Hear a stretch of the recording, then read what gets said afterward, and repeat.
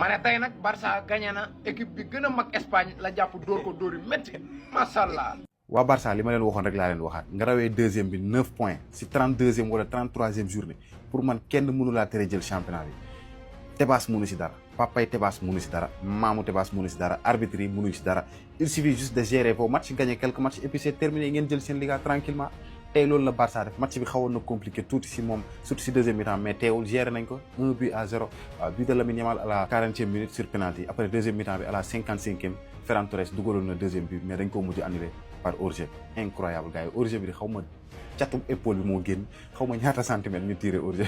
voilà pas de grande chose à dire à part peut-être la blessure de Lamine Yamal à la 49e minute dafa blessé mu génn Ronny Bardi moo ko remplacé quand même peut-être demain inchallah la ñuy def analyse yi pour mën déterminer blessure bu grave la wala gravul ak ñaata temps lay durer ñu koy souhaiter nag un très bon rétablissement voilà à part ça nag gis ngeen ko ni classement bi Barça ñëwaat na à 9 points du Real Madrid gis ngeen ko ni 82 points la am Real Madrid am 73 on est à la 33e journée donc des na 5 journées 5 matchs kese moo si des nga rawee deuxième bi 9 points donc loolu moom c'est déjà mort quand même voilà donc félicitations Barça pour la Liga. blessure Lamine Yamal moo yàq soirée Barcelone yëpp parfois am na fa affaire yu toll jaru sax ngay forcer parce que tu as déjà fait l'essentiel et joueurs Barça loolu lañ xam tey jii nii. La plupart de ces joueurs là suñu blessé wul ils seront sélectionnés pour la coupe du monde raison pour laquelle tey tu sentais qu'il y avait beaucoup plus de retenue de la part des joueurs et loolu tey jii nii amul kenn koo xamante ne war na leen ko reprocher kenn du leen ko reprocher mais le plus important c'était la victoire 1-0 un but de Lamine Yamal sur penalty comme ni ma ko waxee sànq fin de saison lañ nekk jarul yàkkamti on joue tranquillement nos matchs en sachant que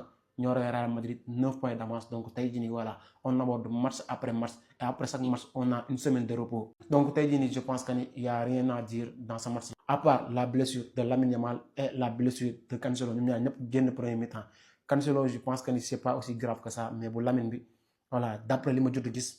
je pense que ni ça risque d'être un peu plus grave maa ngi dégg sa certaines personnes naan peut-être fin saison pour lui ñu bëri nee nañ tey jii du joueur ak Barça fekk saison bi di jeex mais rien n'est encore confirmé c'est juste voilà des infos qui sortent comme ça. Le plus important c'était la victoire 1-0 voilà dëgg la nag on va pas dormir tranquillement tant que résultat yi génnul ci Lamine Yamal mais là on a fait l'essentiel. gagné nañ mais perte nañ on a gagné le match 1-0 contre Celta Vigo mais perte nañ ñaari joueurs yi amam solo ci équipe bi benn bi mooy Lamine Yamal blessé juste après bu mu dugalee l'unique but du match le but victorieux sur penalty daa dóor penalty blessé ci saa si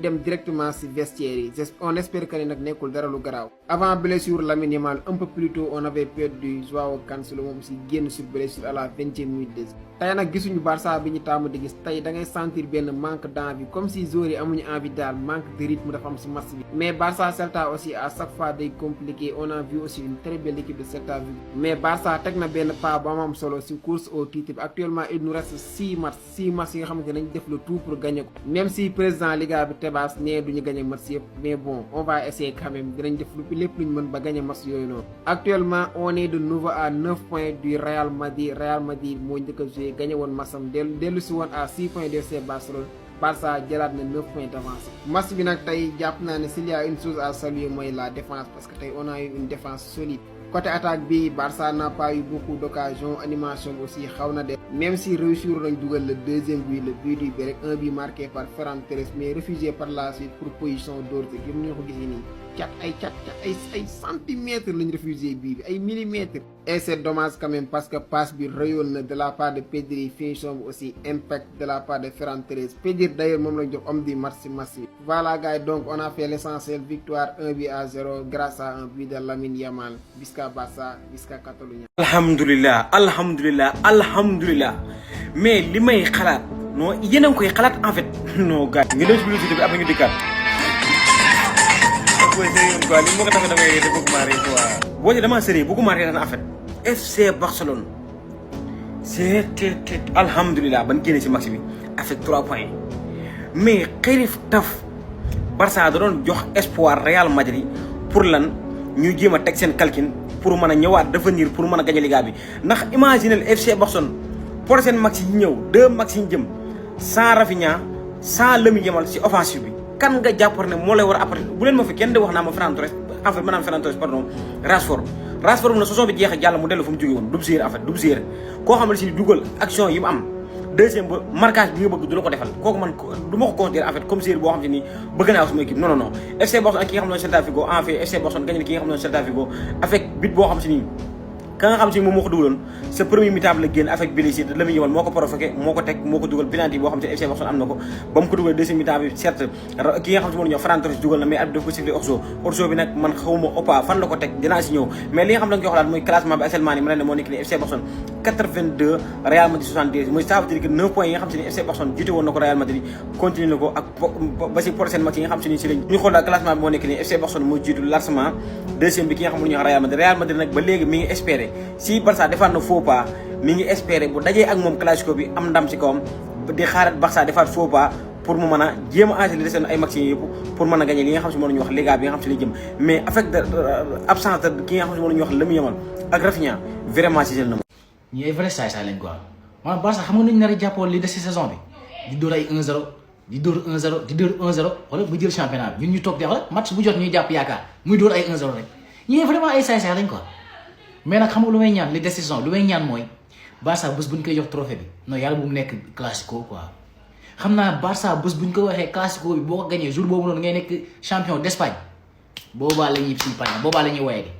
di humiliation moom xam naa dugg na weesu loolu moom mais yàlla baax na fi mu toll moom toog di ñaan rek moo ci des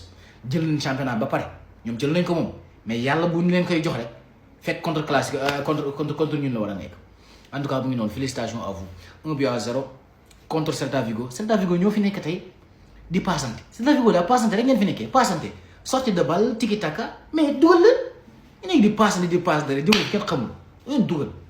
lii la duwaay équipe bi vraiment nag day waxal lii lépp non Real dañuy tooñ heure bii bu fekkoon ñu doon ay Osasuna door Mallorca door ay Girona boobaa Barça mu ngi jouer sous pression mais Barça day jouer sans pression xam nga il gagne sans Rafinha il gagne sans avec deuxième mi-temps sans Lamine Yamal voilà félicitations à vous vraiment en tout cas mu ngi noonu gars. Le Barça assure l'essentiel. C'est terminé, le Barça l'emporte 1-0 face à Celta Vigo. Pour certains, match piège la woon mais heureusement Barça génn na si en s'imposant par la marque d'1-0. Championnat fu mu toll nii moom fin championnat noo mën a def pour gagner ko 1-0 2-1 3-2 4-4 4-3 lépp victoire la moo am solo 3 points te Barça géré na ko tey boog match bi gisuma une seule fois Barça Celta Vigo inquiété ko car Barça moo dominé match bi du début à la fin. Mais bon, une mauvaise nouvelle. Je pense que c'est une très très mauvaise nouvelle car Lamine Yamal est sorti sur blessure après avoir marqué sur penalty. Pour man si penalty bi la gaañuwee maanaam waa ji ni mu ñëwee moo baaxul en plus blessure boo xam ne dangaa jékki-jékki rek jàpp say daa mel ni su ma juumul cuisse la jàpp je sais pas jàpp ko génn mu ngi noonu en tout cas Lamine Yamal blessé on lui souhaite un très bon rétablissement. Gis nga Lamine Yamal bu mu génnee si la Celta Vigo xaw a am jàmm car Lamine Yamal si terrain bi latéral gauche gi axe yi du leen may jàmm Lamine Yamal si terrain bi il ne fait que dribbler day dribbler kenn mënu kaa téye. Avec cette victoire le Barça reprend 9 points d'avance sur le Real Madrid. La Liga est proche très proche même. waa jii nii nanguloon naa ko daaw Pedri dafa mën a football li mu paas Ferran dugal ko gars yi da ngeen sonal Ferran quoi mais lii du hors-jeu arbitre bi lii du hors-jeu quoi très honnêtement du ma supporteru Barça te voilà musuma supporter Barça mais très honnêtement but Ferran Torres bi amul hors-jeu but bu leen naññ la 2-0 la dama pronostiqué woon victoire Celta parce que Celta ils ont bien commencé mais raté rek la ñuy def mën nañ football mën nañ passante mais bu njàkkaarloo camp yi dañuy daw mais lan la ana Celta bu njëkk ba